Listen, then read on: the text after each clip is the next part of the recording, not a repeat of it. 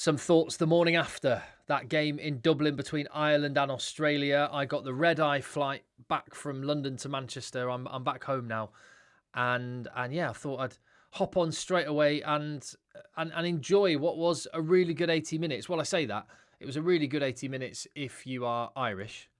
46-19, a record ever win for Ireland against Australia, or to flip that round, a record defeat for those poor Wallabies who look absolutely out on their feet right now. And they've got to go to France. So dig in, lads. The year started off so well for them and it's just fallen to pieces. I'll come to Australia in a minute because actually the big story here is that Ireland's performance, a little bit of swagger, a bit of mojo, and some of those combinations starting to come together, some genuine competition for places in lots of positions, and some really strong performances from people that there's been little question marks next to in terms of their form. That has set up the game against South Africa next week beautifully, because only a few weeks ago, and I think most Ireland fans, many Ireland fans were thinking, how on earth are we going to go toe-to-toe with the world champions? Now, South Africa will go to Dublin next week, favourites. There's no doubt about that. However, I think there will be more confidence that Ireland could be very competitive against the Springboks next week. They beat them in Durban. They've had a good record against South Africa. They've got some good parts of their game coming back into the sort of form we have been used to over recent years. And a lot of it began and ended with that man in the photograph right there, MACK Hansen, just one of rugby's great characters, and he had a brilliant night. How memorable will that night be for him as well? Really special. You know, born and raised an Aussie, wearing the green of Ireland. I mean, that just must make it really hurt if you're a Wallaby watching that one of your own was doing that to you.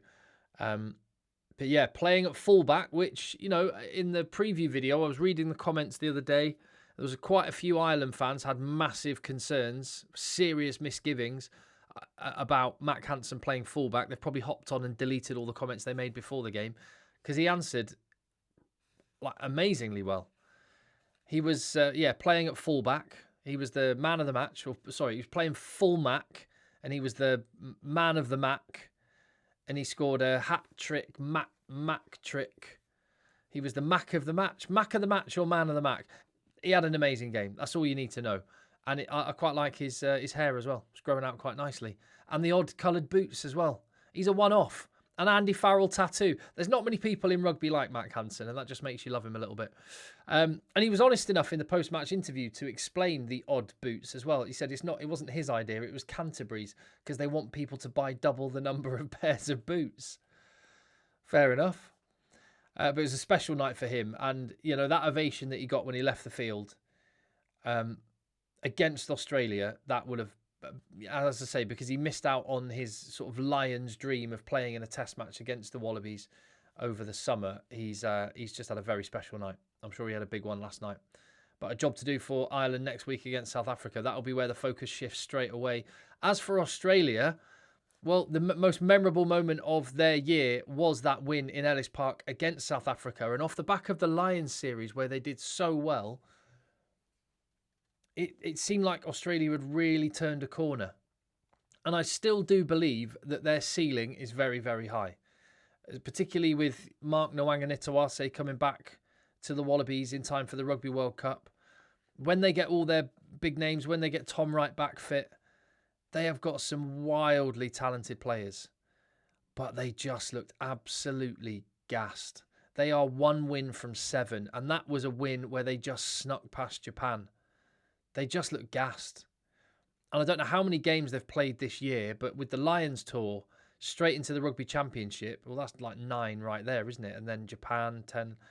So we're probably talking that this year they're going to have played 14, 15 games with the same relatively small group of senior players. That's really, really tough. And then when you add to that, well, actually, is it just they're gassed? I've just had a thought. Is it the spectre of Joe Schmidt leaving that is just hanging over them? That can affect teams, can't it? So it might be that. And they were in the game for a big chunk of it. It was 19-14 before they just fell away. Yeah, so I don't know if it's that they're gassed after a long year, whether it's because Joe Schmidt's leaving, it's hard to kind of keep the energy together, whether it's missing a few key players. or it could be more tactical. And some of the things that went wrong for Australia in this game and that went right for Ireland, because the two things are the same. You can't have things that go badly for Australia without them going well for Ireland. So you have to credit Ireland at the same time. The line-out fell to pieces. And that feels like a massive change from earlier in the year as well. Nick Frost absolutely cleaned the British and Irish lines out at times. He really put them under pressure. In that game in Ellis Park, which I was lucky enough to be at, he absolutely rinsed South Africa's line-out. But Ireland were well on top in the line-out. And Australia only won, half of their line-outs in the match. A big part of that, by the way, is Ryan Baird. Stick a pin in that one. And also the aerial battle. Australia have got to come up with an answer to this. And I thought, very similar to Ireland, actually, the two countries have similarities. Australia have Aussie rules, meaning players are really good naturally at, going up and competing in the air. We've seen Joseph Aukuso-Suaalii do it incredibly well in the last couple of years. But the same goes for the Irish players with Gaelic sports. But you wouldn't know it from watching the Wallabies in that game. They were dire under the high ball. And I was really pleased to see Ireland actually exploit that and going for the aerial game. I mean, they're going to need to against South Africa, but also with this escorting rule that got brought in rugby a year or so ago, where you have to give access for the guy that's kicked it and is chasing through, it has actually made the kicking game even more important. And I did feel sometimes that Ireland were, I think I described it as their game plan was kind of stuck 2 years ago when the laws were different and teams were keeping possession a lot more. And the intricate shapes that Ireland were throwing at teams was really, really good. Now, two things have happened. That kicking law has changed and defences are much, much better at identifying the balls out the back and the intricate runners. And consequently, Ireland, I thought, were just trying to do the same thing that had worked for them a couple of years ago, and the game has moved on. I thought their balance was much better in this game. And as much as some fans really always moan about kicking, I think Ireland got the balance about right. And the spiral bombs, the aerial battle was really good. And I thought that the wingers, Tommy O'Brien and James Lowe, along with MACK Hansen, did really well there. And also, I mentioned the good things for Ireland. So I'm just sort of going to put a pin in it for Australia. I almost don't want to rub it in. They looked like they were trying their best. They looked like they were gassed. Fundamentals went wrong. There is no, again, the fly half situation is not going to change anything. I didn't think Jake Gordon had a great night. And so there was no one managing the game and managing where they were on the park. Lots of effort and endeavour. Just a lack of quality in key game playing positions. They've got game breakers, but they don't have game managers. And that is going to hold Australia back. It's going to mean that on any given day, when it clicks for them, they can absolutely shred you. However, over a whole World Cup campaign, they're going to come a cropper at some point. Ireland need to build up a little bit more of that consistency. They've got the game managers, and that goes a long way. And they've got two really good options at 10.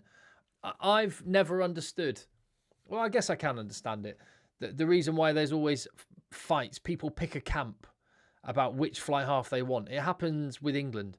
I don't mind whether Finn Smith, Marcus Smith, George Ford, or even Owen Farrell play 10 as an Englishman. They're all brilliant. And if I were Irish, I wouldn't mind who Andy Farrell picks to start 10. The other one will most likely be on the bench, and they both have a really important role to play, and we saw that in this match. Sam Prendergast was really good, just smooth. I like the languid way he moves and intelligent options. And then Jack Crowley came on and did really well as well. It doesn't have to, it's not a fight. It's not a tug of war. They're both pulling in the same direction.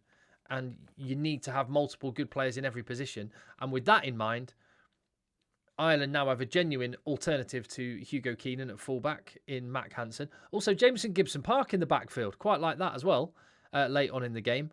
And Ryan Baird. I was saying before the Chicago match, I'm expecting a big Ryan Baird breakout in this month of November. And we saw glimpses of it in Chicago, just with the line-out was really good. And he has had a massive impact on the line-out, both for Ireland in attack, where it has creaked recently. And more importantly, he is just cleaning out the opposition. He won loads against the head against New Zealand, and he was making a mess of Australia's line-out. And that's so invaluable. He looks a little bit bigger. And he actually looks like he's starting to throw that weight that he's got and that size that he's got around. He's a proper specimen, and he had a big impact in this match. And I was talking in the preview that maybe this will be the game where Ryan Baird says that number 6 jersey is mine. And on the strength of that, it is. But one swallow doesn't make a summer. Massive test for Ryan Baird up against South Africa. So, but very promising, I would suggest. Jack Conan didn't have his best game, however. Yeah. One stat that I saw, it was going around in a WhatsApp group, was that the last time that an Australian team lost all of their matches on a European tour was 70 years ago or thereabouts, which is mad, isn't it? And it looks like that may well happen. Australia against France. Those games are usually fun and close. Hopefully Australia can get back up off the canvas and just have one last, throw some haymakers before they can have a good old rest over Christmas. Because like I said, it's been a long year and it's tough for them. Ireland. Let's talk about the regen of Ireland. So New Zealand, England, Ireland, France to a much lesser degree are all on this slight rebuild. They've got some aging players, and you're just at that point where some have either retired or are going, and others are just coming through. But are they the finished deal, and are they ready yet? I think there were really promising signs in this game that the regen is underway. And I know a lot of Ireland fans have been saying they wish it had been done sooner and there had been more rotation sooner. But it doesn't look like Paddy McCarthy, for example, needed too much time to get up to speed at international level. He looks to the manner born, and he stepped up to that level really fast. Another bit of evidence that maybe Eddie Jones is right and there is such a thing as a test match animal. Maybe that's really a thing. And with Paddy McCarthy and Thomas Clarkson, a little bit of depth building at prop. Ryan Baird had just talked about him. Craig Casey is excellent and a genuinely really good backup to Jamison Gibson-Park. And at some point, the rise of Craig Casey, the decline of Jamison Gibson-Park, Ireland have got no worries there. Prendergast and Crowley, as I've talked about. Centre is the one area where I'm not totally convinced. Everyone is of a certain age profile. I thought Stuart McCloskey was meh. Robbie Henshaw was decent and showed he might have lost a little yard of pace, but he's still got high class in the top 2 inches. He needed a big game, and I'm pleased for him that he did. MACK, Hansen in the back 3. Tommy O'Brien's made a difference. And then you add to that Joe McCarthy, Jamie Osborne, Josh van der Fleer, Hugo Keenan, Gary Ringrose. Five genuine first choice options. And suddenly things are looking all right, I would suggest. It's funny how just one good win can make the whole complexion feel a little bit different. I never thought it was as bad as some Ireland fans thought. I never thought it was. I never thought it was that bad. But equally, I'm sure you don't want to get carried away from one win over what was a tired and in some areas really badly deficient Australia team. And I did think the scoreline was a bit unfair in Australia over the 80 minutes. But there we go. What else about this one? So yesterday it was very cool being in a really, really noisy Twickenham. I have not known it that loud in a long time. The national anthem actually felt amazing yesterday in Twickenham. Tell me, because I don't know. I'm only just talking about how it comes across on the television and my memories of the game in Dublin a year ago. I was at this fixture 1 year ago. And I don't know. The Ireland have got a good record at home, but I think that's a big part of that is because they have a very good team. It doesn't feel like a hostile place to go and play. Just the noise that comes across on the television feels quite quiet. And that was one of my observations last year. I thought this is really amazing city. What a great bunch of fans and a really entertaining team.